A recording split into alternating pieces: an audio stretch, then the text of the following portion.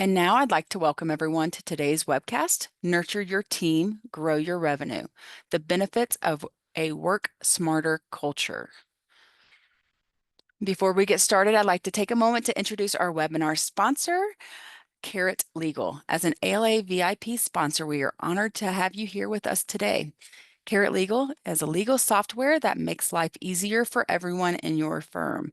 From intake to matter management to billing and accounting, our legal practice management software simplifies operations firm-wide.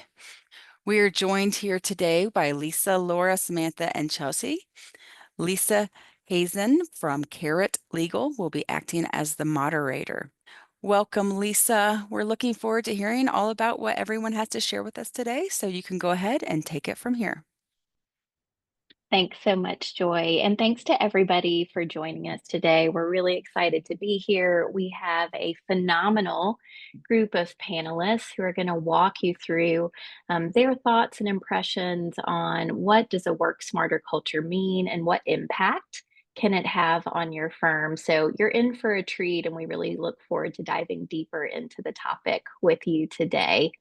And I'd love to give you a little bit of information about our panelists. So as Joy mentioned, I am Lisa Hazen. I'm the head of marketing at Carrot Legal. I've been in marketing leadership for B2B SaaS organizations for the last 15 years. In addition to being passionate about technology, I'm equally passionate about culture as being really one of the foundational building blocks for success for different companies. And so naturally, I am very excited to dig in here today on this topic because you'll have lots of great insights shared by the group. Joined with me today from Carrot Legal is Samantha McAllister. Sam is the Chief Customer Officer at Carrot Legal. She's a customer-focused team leader with a strong background in professional services, technical services, client success, and consulting.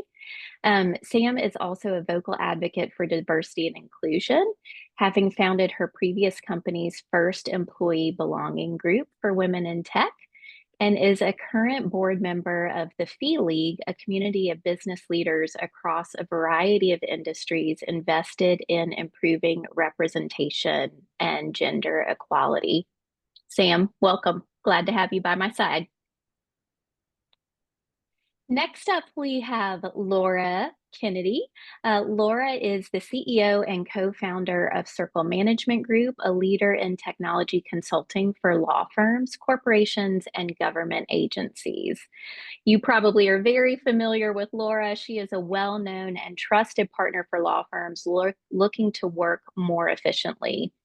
With decades of experience in technology, Laura leads with a dynamic blend of creativity, technical expertise, and strategic insight, earning her a respected voice in the industry.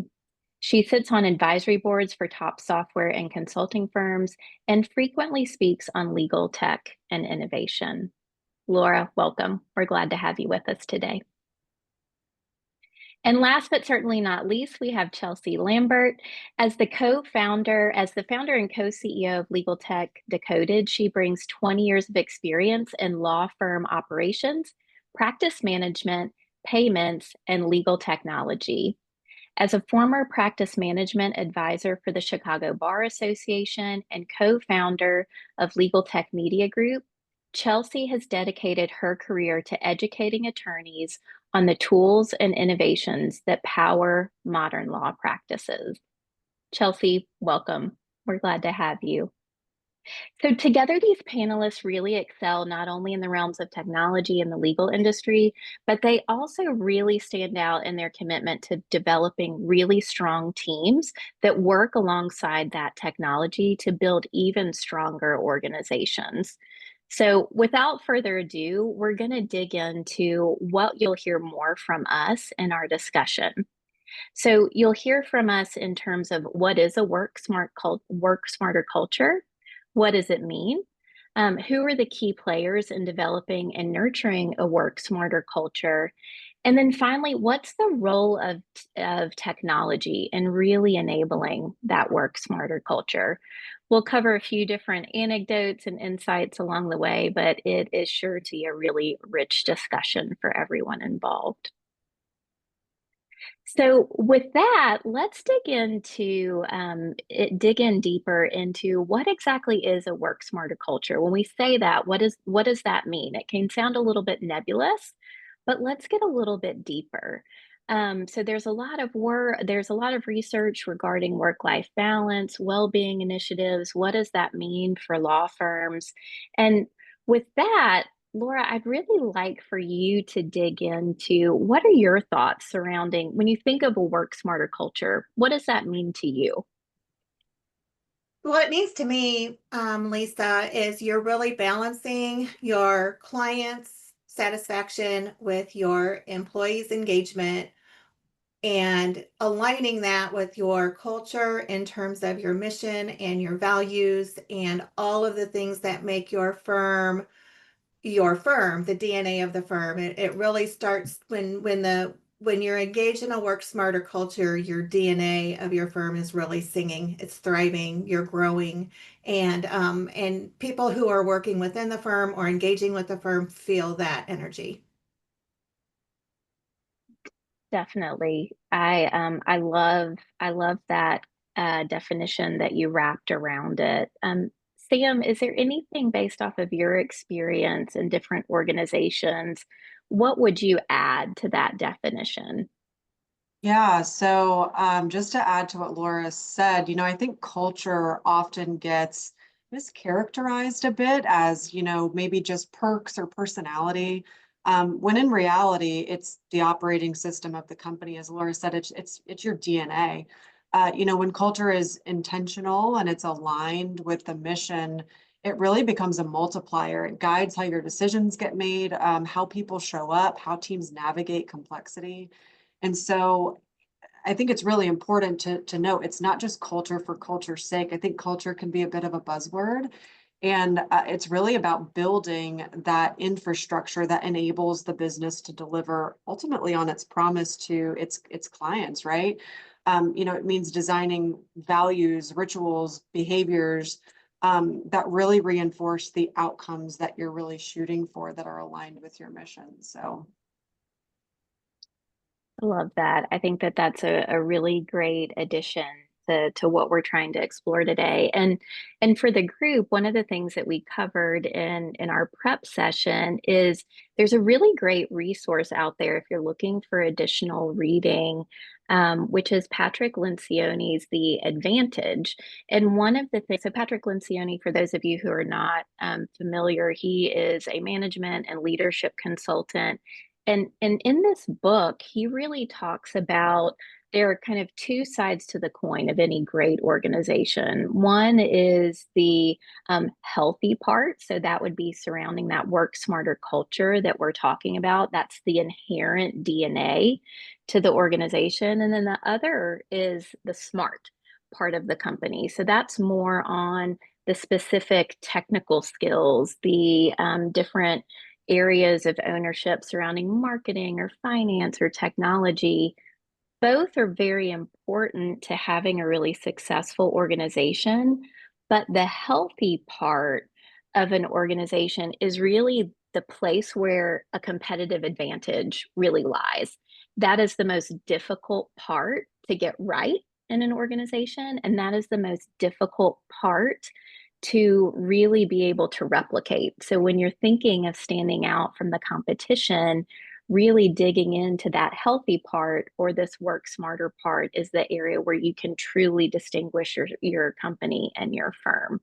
So put that on your reading list if you haven't already read it. So, moving along, one of the things that we really wanted to dig into was who is really responsible, who is involved in terms of defining that culture, that inherent DNA. And there's been a shift where maybe in firms there was very much a focus on individual contributors, maybe staying within a siloed lane.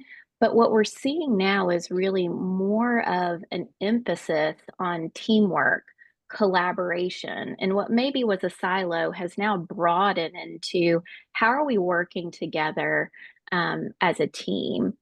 And with that in mind, there's obviously a major component that leaders play, but there also is a very important aspect to what an employee contributes to developing and maintaining this work smarter culture.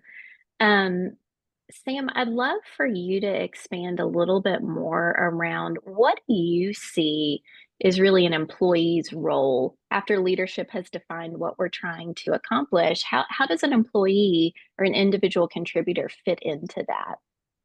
Yeah, I think there's some really tactical things that an employee should come to the table with in terms of being ready to kind of pitch in and move the ball forward in a collective effort.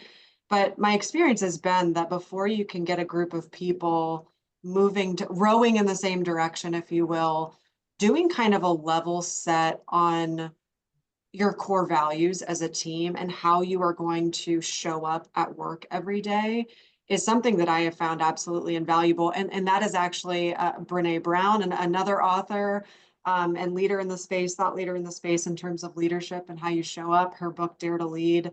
She's got some resources that are out on the web for actually conducting this values exercise. And I've used that before.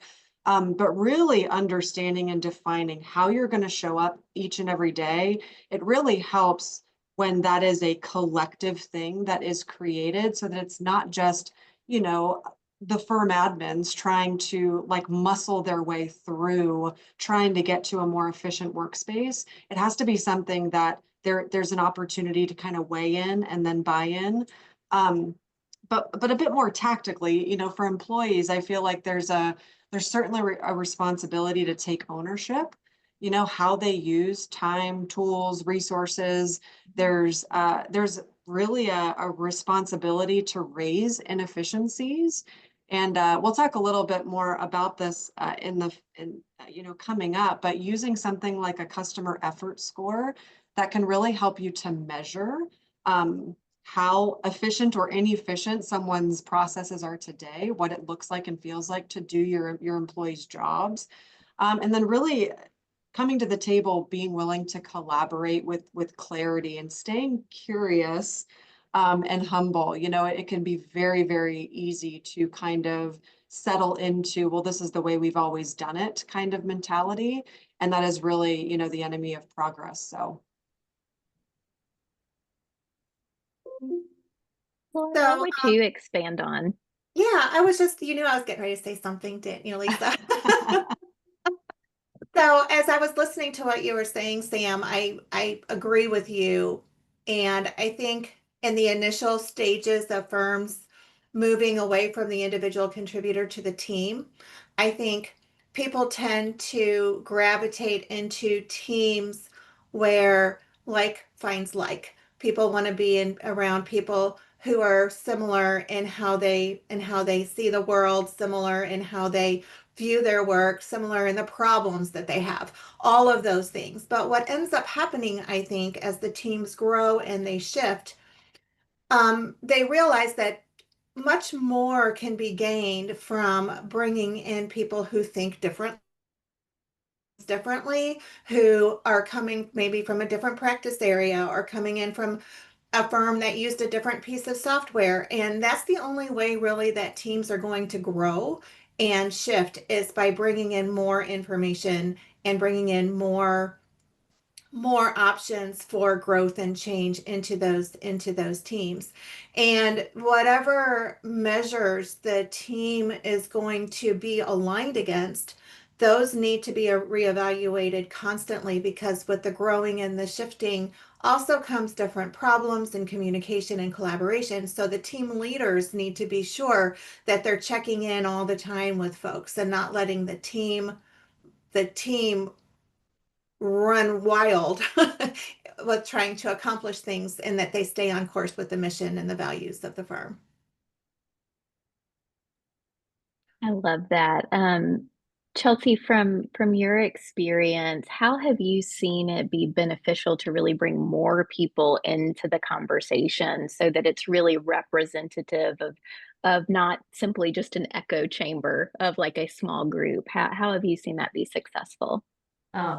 The immediate examples that come to mind are when large decisions are made inside of the firm and key leaders or roles inside of different teams, different location offices, different business functions are informed that a decision has been made after the fact, or that they're brought into the process of a technology evaluation or a discussion about merging with another firm, opening additional offices, things of that nature to position the firm for growth and for scalability. But when those roles, those staff members are not brought in until later in the conversation, or worse, when the decision has already been made, they feel that they are being tasked with the project or projects that are to come. And it's a very different feeling and weight for those particular staff members to carry compared to, even if it's a decision that they weren't in support of, the fact that they were involved ahead of time at least allows them to participate in the conversation. And it's always a delicate situation, especially for legal administrators to balance, because you have different personalities, you have different goals and appetites for growth and appetites for expense, that may vary across the leadership team or individual management layer. So it is a balance, but in my experience, and Laura, you and I have talked a lot about this, that one of the biggest detractors and potential areas of failure is when a team is not informed and then they're kind of given direction after the fact to go and execute without context, without feeling like they were involved in the decision-making process, or that this is another thing that they have to take on without being prepared to do so, or provided with training. I would say that those two things go hand in hand, is a lack of then the educational resources or context to understand why a decision was made. Yeah, I think that's Quickly, such a great Lisa. point. Yeah, please go in, Sam. I was just gonna react to what Chelsea was saying, Chelsea, you kind of alluded to, sometimes there are decisions that have to get made at the leadership level where employees might not have an opportunity to weigh in, or maybe it's not appropriate. Um, but something that I've done in those situations is making sure that you're at least aligning on maybe the problem that's being solved. So aligning on what the problem is and how it's actually impacting the day-to-day of the employee, so they at least feel heard. Maybe they don't get to brainstorm or weigh in on the solution or the path that you're choosing, but I think the team really feeling heard and what the problem is and how it impacts them individually, or prevents their team from making progress, has at least helped when you're in those situations where you might not be able to get the input that they might want to give. So. Completely agree, Samantha, and that's a great place for us to also discuss the use of customer client engagement surveys. So we pay so much attention to client engagement scores and NPS scores, but how often, especially law firms, do we survey and engage our own workforce? And I love the employee effort score of how difficult is it for you to execute tasks or your job or goals or reach certain metrics or targets for the organization. And if we're not having those discussions, whether it be privately in one-on-ones, managerial meetings, or through survey technology, you won't know, and you also won't be able to explain to them that there is no perfect solution. We're going to try and get as many wins for as many different roles, and we just weren't able to meet all of the things that you need, but we were able to solve all of the problems for all of these other teams. So I think at least then you would be able to explain why a certain decision was made and that there was an effort to try and make their job or role or life easier in some way, and there's no perfect solution. Well, I like everything about this, and just to kind of summarize it, the very first thing that you do when you're building that work smarter culture is to go in and gather that feedback from the employees in some way, shape, or form. By gathering that, um, we talk about the individual contributors and moving away from siloed work. Well, we also need to move away from siloed ideas about how people work. And from a management and a leadership perspective, being able to get that feedback coming at you. You might not always like what you hear in those surveys as a manager or a leader, but it's how your people are feeling. And, one of the greatest gifts that I can give to law firm leaders is when we do a workflow and process analysis and actually talk to the people within the firm and gather that information and tell the leadership, I'm going to give you the feedback, but it's not going to have a name attached to it. And it's interesting how open people are about their pain points and their struggles, to your point, Samantha, um, and all of the things that make them happy and frustrated in their jobs. And having that feedback come back can help also change the trajectory sometimes of the decisions that are being made at that leadership level, and being able to your point, really execute on informing them of yes, we did this, yes, we heard you, yes, we did these things. But if we don't have a mechanism for gathering that information as leaders in our own companies, then we're never going to be able to change that, and we'll just keep circling the drain of of things over and over and over again, doing the same thing, getting the same results, having people leave, having to go back and do more and more interviews for employees to fill the same positions because we're not changing as leaders our approach to our employees. Final thought on that related to if I'm thinking about conducting surveys like that from like the firm admin level or just firm leadership level, oftentimes you want to be able to discreetly measure, right, the impact that you're having, and using something like an engagement score that has industry benchmarks that you can kind of compare yourselves against other firms, thinking about recruiting. It just gives you something a bit more tangible, because again, when you're thinking about making processes more efficient, it can be difficult sometimes on some of that qualitative stuff to really show the impact that you're having. So those effort scores can be really valuable. Yeah, I love that point. And I guess Laura, with the surveys that you've implemented with firm leaders that you've worked with, once you deploy the survey and you get the information back, do you have a recommendation of how often people should keep their finger on the pulse as things are changing? Like, you have this baseline of like, here's where we are. It may tell us something completely different than we thought, but then Right. how do you keep track of progress? Do you have recommendations there of how often you like to keep tabs on things? Well, I think once we do the analysis with our clients, then we also go in and give them the checklist of areas where they're doing really well and areas where they need some work. And then my response to them is, you need to go in and redo this analysis and see, they have access to all the questions I asked and all of the answers. So they can go internally now and they can run through the same things that I did, and they should do it at least on an annual basis if they're going to be executing change. Um, a lot of change, they may want to check the pulse a little earlier than that, but at least on an annual basis, go in and check, because the teams change, the contributors change, the focus of the firm should be changing. If you're really deploying this, you should see those changes, and you should see those representative in the responses from the people. You're either going to increase satisfaction here, and sometimes to get rid of pain points, you cause a little bit more discomfort within the firm, and you can see kind of how they're handling that change management piece.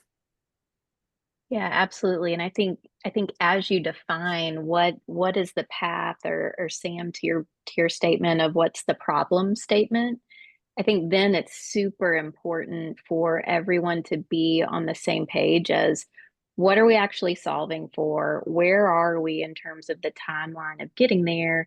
Even if each person or individual contributor may not have direct input, at least they are up to speed as to here's where we're trying to go, here's what we ultimately are going to get to. There may be short term pain in the interim, but it is really for long term gain so that everybody is on that path and journey with us. Wonderful. Any other thoughts on that topic, ladies, before we move into to firm metrics and how we measure success? I would just also add that now, especially addressing the hiring challenges and recruiting challenges of the new generations, there and post-COVID, that there is an extra layer of like emotional intelligence and a heightened awareness and a very different expectations around work culture and hours and location and everything else. And I think that there is one of the areas where firms I've personally seen struggle is you have such a vast spread of generational knowledge, and you have firms that are going through the succession planning process and planning to hand over portions of the practice to the current managing partners, and then this new set of staff that's coming in that have very different expectations about work-life balance. And that is one area that I think communication becomes increasingly important, and attention to individual staff members, especially in their first 3 to 6 months and during periods of extreme change or transition to new software or to new processes or merging with another firm, that we all need to be mindful of, because they're directly their expectations and how you train them on the culture and the mission of the firm and how processes are managed and executed within the practice, which ties to metrics and setting goals for them, are different with those generations and can take some agile effort from leadership and administrators. Chelsea, have you seen any examples where that is a little bit of a challenging dynamic to navigate? Are there any examples where you've seen that executed really well, or maybe on the flip side of where maybe things didn't go so well? I think for a lot of us, probably the expectation of in two areas. One, time in the office. So if the pandemic never would have happened, we all would be in the office 5 days a week. For some of us, 6 days a week when needed, or the expectation of travel, or if they have multiple locations, multiple offices. So one, time in the office, but then two, expectation of working hours and boundaries. I think that I have heard the word boundaries more now than I ever have in my career, and also mindful of mental health and what the wellness package looks like, and things of that nature that really historically I don't think that firms had to pay a tremendous amount of attention to. And getting those conversations out of the way early on during the hiring process, or especially if you have a merger acquisition situation happening, making sure that the expectations on both sides and the culture is as well documented as possible, so that you know what the expectations are of potentially merging those teams. I also will, I can say in support of what you're saying, Chelsea, I have heard more than one managing partner who, work the 150-hour work weeks on their path towards partnership, express concern about work ethic for our younger ones who are coming up, and they do set those boundaries. They say, I'm not going to do that. I'm not going to work 80 to 100 hours a week. I don't want to make partner. So understanding what the values are of the people that you're hiring is going to be extremely important. Some people will work the 80 to 100 hours a week and want to go on that partnership path, and others have a focus completely different. Sometimes it has to do with age, and sometimes it doesn't. It just has to do with what makes that person tick. Are you, and that goes into hiring, hiring, not like, all of those things. So it's interesting to listen to. I had a conversation with a friend of mine not too long ago about the difference between value graphics and demographics, which is, the idea that we are but regardless of age, what we value is extremely important to us. There's young people who don't want anything to do with technology, and then there's young people who can't get anything out of get their cell phone out of their hand. And same thing with the 50-year-olds. Same thing with the 60-year-olds. It doesn't matter. There are people who and there are people who wish that we would still go back to the pen, the paper, or even go back so far as to rocks. It's just it's just what does the firm, and that goes back to the values. What do you value? Contemporary, and you're technology focused and you really want to embrace tech, you're definitely not going to want to hire somebody who wants to keep their time on paper. That's not going to be a value match. And I think y'all's points, in particular, that it's a critical piece of the hiring process could not be more explicitly important, right? Because you don't want to go through this process of bringing someone on board that you think is going to be like the ideal match, and then you get into the onboarding process, and their values and what they're looking for is completely different than what the firm values. And then you have this mismatch that's going to always create some sort of tension and probably not end up as like a long-term success for everybody involved. So I love including that early in the process, and then also throughout their onboarding, and then in any touch point from that point forward. One last thought on that topic. I think one of the most interesting questions that I've now started using, as well as other business leaders, is around communication style and tools. So just understanding what methods of communication they are inclined to use. So how often do you check your email? Do you check your email out of office? If you need something done quickly, what's the best way to get a hold of someone?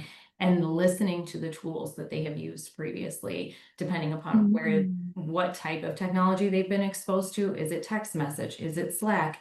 Is it Signal? Is it all of these things? Not to say that the firm needs to adopt, but it tells you a tremendous amount about their communication style. And one point of friction that I have seen raise its head considerably in mid to large law firms is the expectation around checking email at night and on the weekend. And that for those of us that built our career in a time when you are always on and we slept with Blackberries in our hands, that became which I still miss my Blackberry. It is not that way for a lot of the generations that are coming in now, for better or for worse. I think that's an excellent point. Let's make a transition into how do business and organizational metrics really align with this? How do we measure success? Has that changed? What are the metrics of success today? Have those really adjusted or evolved? Laura, I think you're the perfect person to kick this question off to get the discussion going on success metrics. I know you're an expert here. What should we keep in mind? So always the health of the firm is going to be measured by their financial wellness metrics. How are they doing with their accounts receivable? Are they getting their billing out? How productive are the timekeepers in law firms? How many hours are they billing? Those things haven't changed. Those things probably aren't going to change at any time in rapid time frames. We have a lot of firms playing with the ideas of doing everything as flat fees or project fees or alternative fee agreements and all of the things, but it's a lot of work to track whether or not those things are actually profitable when they do that. And I only really see those in certain practice areas and with certain size firms where they have the ability to do that. The majority of firms are still tracking hours and still tracking productivity of their timekeepers across the billable hours metrics.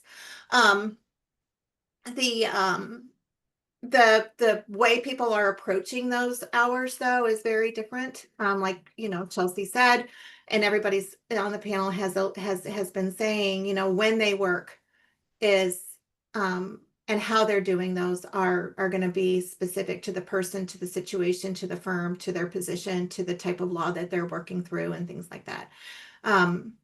The But the ability for the firms to collect their money and get those bills out is important. So if you are really dragging through a pre-billing cycle that's taking a week or 2 weeks to get your pre-bills out, you need new software.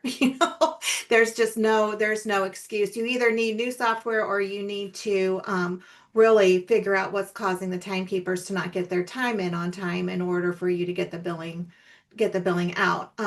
So those types of metrics are still there. I think we're talking about employee effort scores. I still think that there's the reputation scores of the clients. How happy are they with your services? Are you responsive? Is your staff doing what they're supposed to do to help the clients get their problem solved, get in front of the right person? Are they waiting 2 days to get a phone call returned, or are they waiting 20 minutes for a phone call to be returned? Are they able to get immediate questions answered by going to your portal or going to the website or doing things like that? Not only did expectations around how people work change, but when our clients trying to get answers has changed too, and how quickly with the advent of things like DoorDash and Uber Eats and all of those different things, we want immediate answers. And so law firms need to be sure that they're satisfying, at least to some degree, the ability for clients to get answers at 3 a.m. if that's what they're looking for, or something like that. So those are the types of metrics that are going to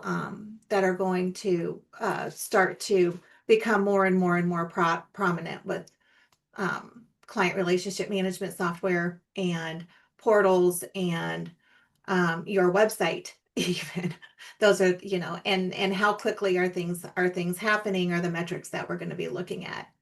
And again, those things are going to develop based on the values of the firm according to your mission. If your firm says we do not respond to client requests except inside these hours, then you don't want to do something like that that's going to counter what your vision and your mission is. So it's extremely important that whatever technology decisions and whatever metrics you're tracking are congruent with the values of the firm.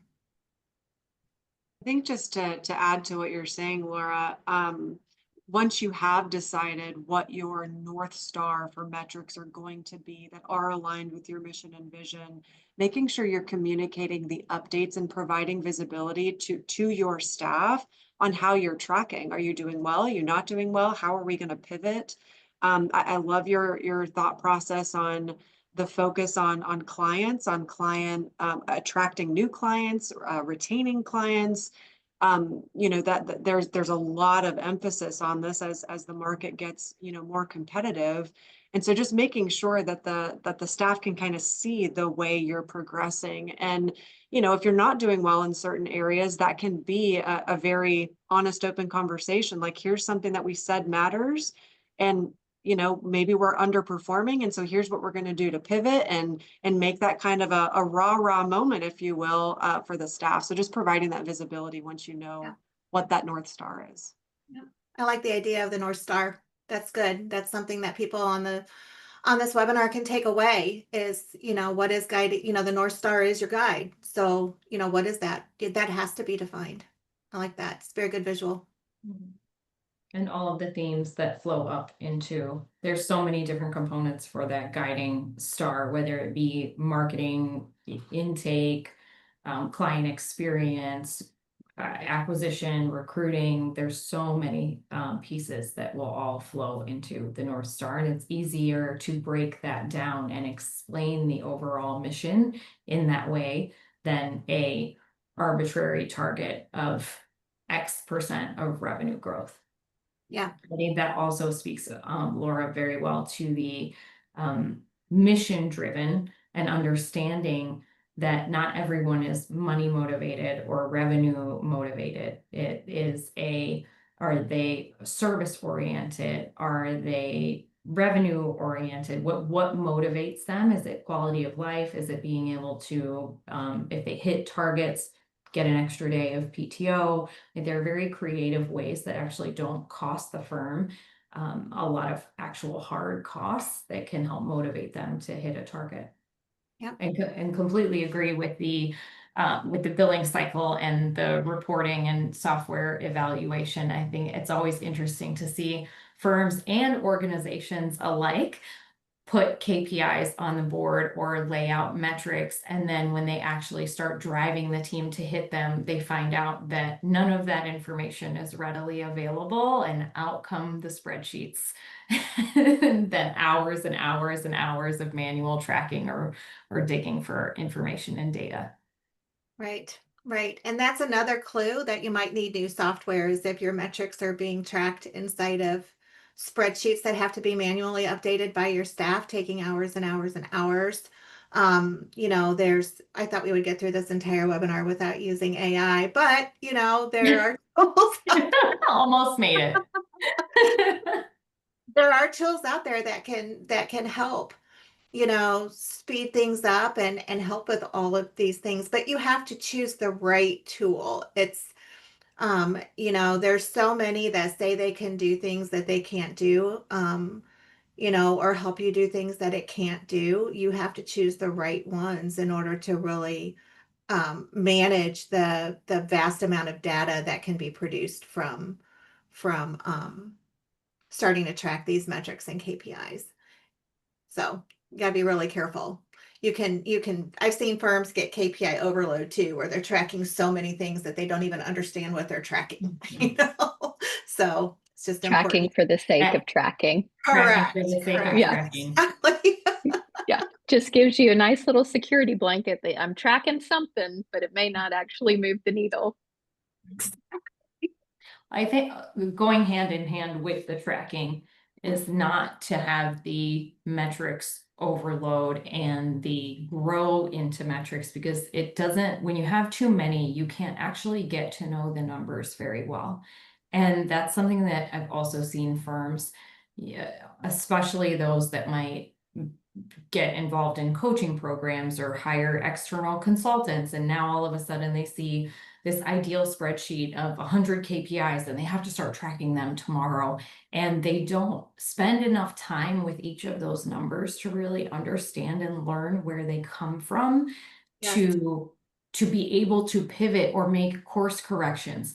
All they see is that these numbers don't tell that story because they're not spending enough time, often with the staff members on the front line, understanding the inconsistencies in the data or where the data is coming from, if they have that in the first place. So growing into KPIs and adding new ones every quarter, as opposed to going right out of the gate with a list of 100. And the other management tactic and tool is a weekly or at the very, very least bi-weekly reporting of the KPIs. What will often happen, because everyone has full-time jobs outside of reporting their numbers, is that they wait until the end of the month or whenever that reporting or managerial meeting is, and then they're searching, looking for all of these missing pieces of information, bogging down each other's schedules, trying to pull data from their platforms or spreadsheets or historically recreate it. And it causes a lot of disruption and frustration. Whereas if it becomes part of the an expectation for each of the roles, that this is just something that you do and reporting is due on Friday, it becomes a much more manageable process that's going to be painful for them with any new KPI or reporting process for probably the first 2 to 3 months. But after that, they're in a rhythm. And this is also something to set expectations for with new hires right out of the gate. If they do not understand that they have to produce reporting or measure KPIs from the beginning, it is always more difficult to go back and try to build that muscle after the fact. And it's You know, also easy to get lazy.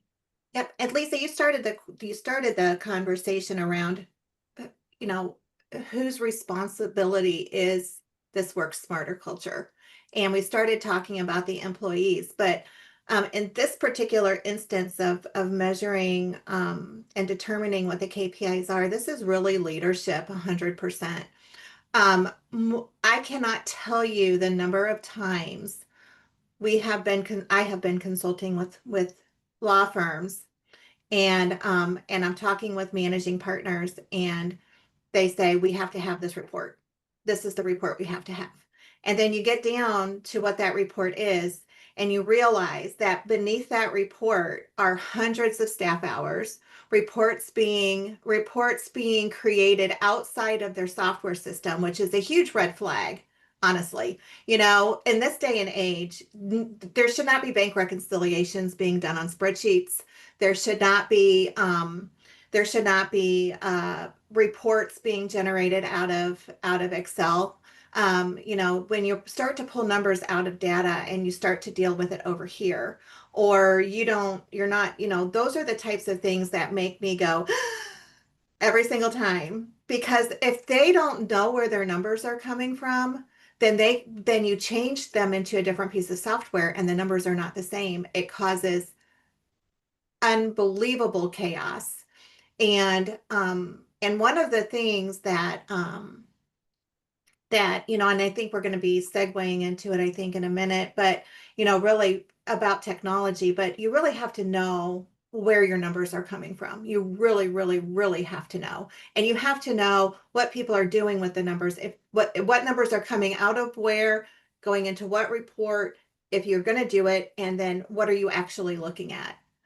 You know, and for most attorneys, they're not business people. Most attorneys are attorneys who want to practice law and they want their staff to handle the business part of it. Um, and um, and it's just very important that they know where their numbers are coming from, and it's not just how much money can I take out of my account today. You know, it has to be a broader understanding of the business of the firm. Absolutely. And Laura, that was the perfect segue. So let's say there are folks that are on this webinar that maybe there are one too many spreadsheets with pivot tables circulating around to do the meaningful reporting on those KPIs. How do you recommend firm administrators to even begin on this process of identifying maybe technology that would be the right fit for what they're needing, that would be additive, take everyone outside of spreadsheet land and instead be operating within a source of truth of what's really driving the firm forward? How do you even get started on that process? Well, I think the first step is just to understand what technology you actually have in the firm. More and more, when I do just an audit, just a straight up audit of what are people using in the firm, the they think they know, but if they don't have good controls in place to prevent people from running rogue, you're going to have all sorts of side software applications being used. You're going to have documents up in iCloud, and you're going to have them in your personal Google Drive, and you know, people are going to be saving documents and emailing them to themselves on their home computers, and all of a sudden you have no controls over your own data. So I think first and foremost, the firm has to step back and say, what are we using? Why are we using it? Who's using what? And really identify those things. And for what purpose are they doing it? What problem are they solving by doing and using this tool that we don't have in our own technology stack? And then once that process is defined, then the firm can move forward with figuring out if the technology that they have is sufficient and people just aren't using it appropriately. And is it a training issue? Or do they really need to reevaluate what their entire, tech stack looks like and start going through and looking at the at the whole process nuts to bolts to figure out what they're doing. And again, it's like an elephant. I don't think you can eat it all in one bite. You really need to have a phased approach. You'll send people into a downward spiral if you try to change everything too quickly without a really good plan in place, not just for changing tech, but changing how they're using tech, changing how they're approaching tech, all of those things. I think something else, Laura, that I've seen, kind of a trap that I've seen people fall into, is they've recognized that they have a problem of sorts, and they throw technology at it and think that that's going to make it better without truly understanding what the issue is, what problem we're trying to solve, and making sure that the technology is a good fit for the problem they're trying to solve. I've seen technology implementations go way sideways because there's just an expectation that technology will make it better. And sometimes it can exacerbate foundational issues, Exactly, exactly. so. And I also think, I've seen law firms come in and want to do a tech stack assessment because they got hit by a virus or they got ransomware or they got something like that. And all of a sudden they need to change their technology because they had a cybersecurity issue or a breach. And and I think the mindset that happens, the mindset that you're talking about, Samantha, those two things walk hand in hand. Because if I am given a piece of technology and I'm told to use it, and I ask somebody, well, why am I supposed to use, how am I supposed to use it? What am I supposed to do? Well, I don't know. You just need to figure it out. Well, how much trust do I have that the leadership in the firm has made the right decision for me? How much trust do I have that they even know what they're talking about? And so if you don't trust the leadership in the firm to make a decision about, what type of technology we're going to use, then how do I trust that they're even making good decisions? I mean, trust begets trust begets trust begets trust. And lack of trust does exactly the same thing. All of a sudden, you're questioning everything. So, I think that's a fantastic concept to end on, of the aspect of trust and how it really plays into culture and technology as well. I did want to make sure that we have enough time to answer a question or two from the audience if they have any.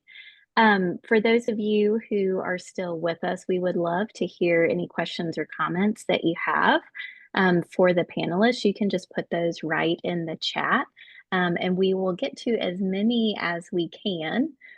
So we'll leave a few minutes for folks to put in anything that's on their mind that these amazing panelists can expand on with you.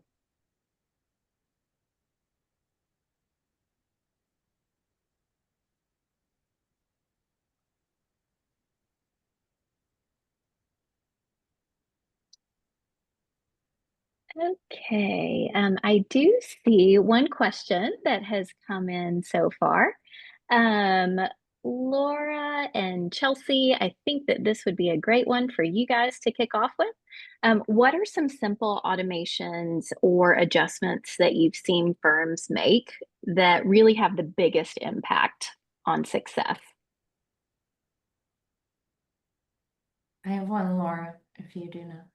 go ahead, Okay. Charles. Okay.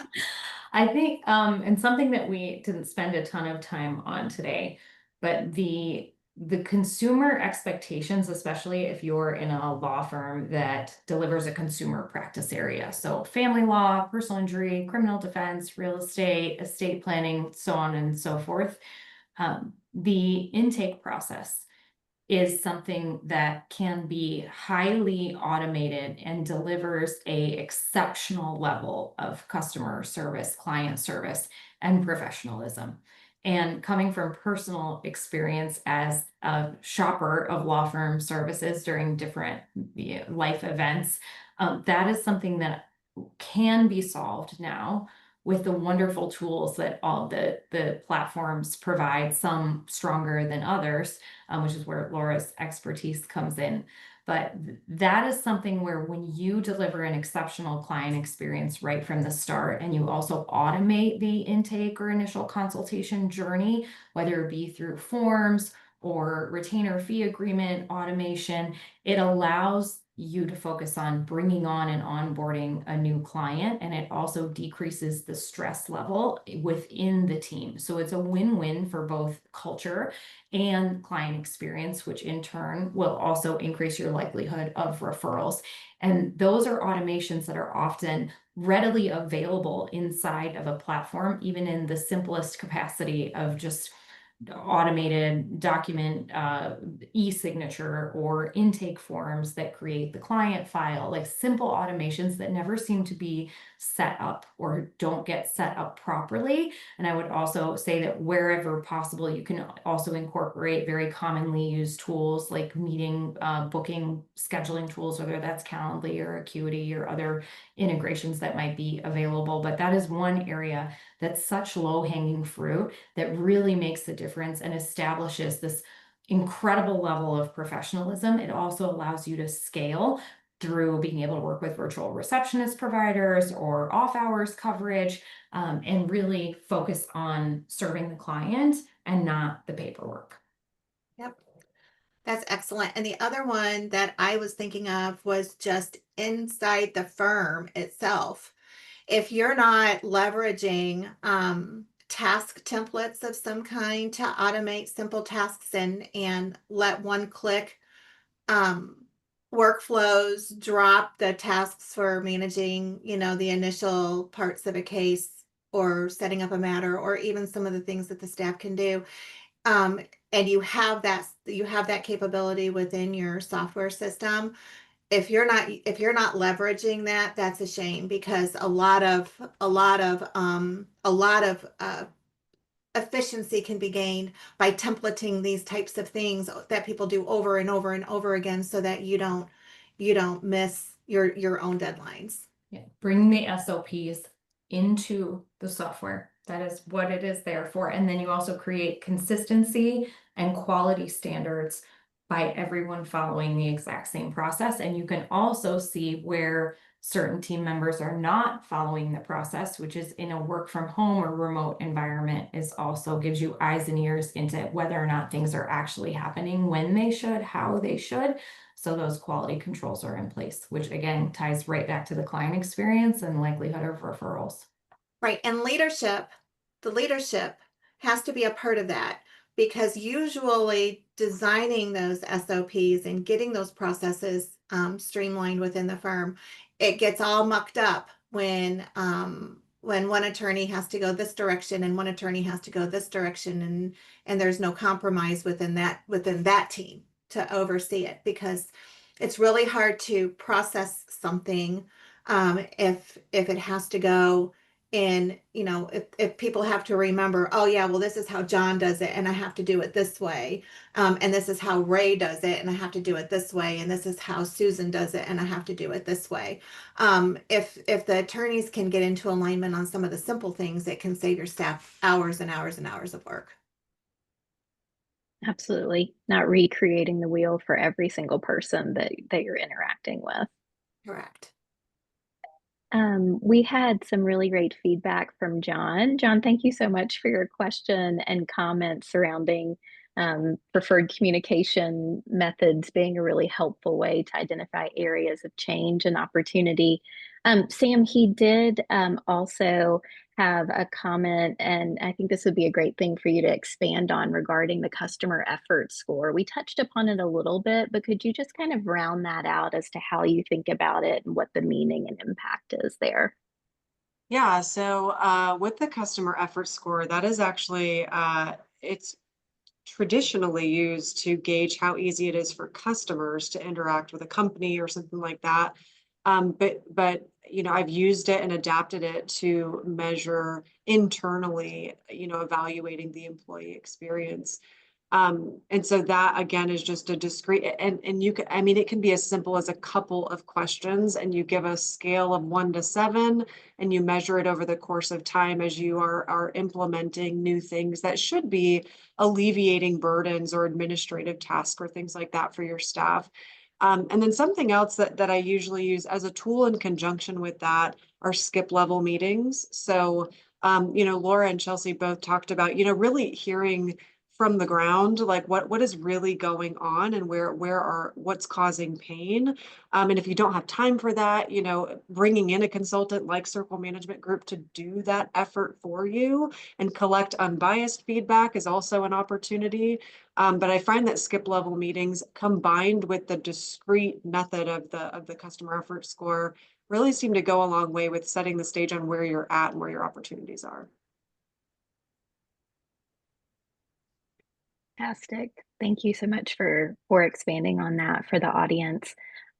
Want to be mindful of everyone's time. Obviously, we have a very passionate and knowledgeable group of panelists that we could probably talk about this for an additional 3 hours, but we know that folks have other things to get along with in their day. Joy, I will hand it back over to you to close us out.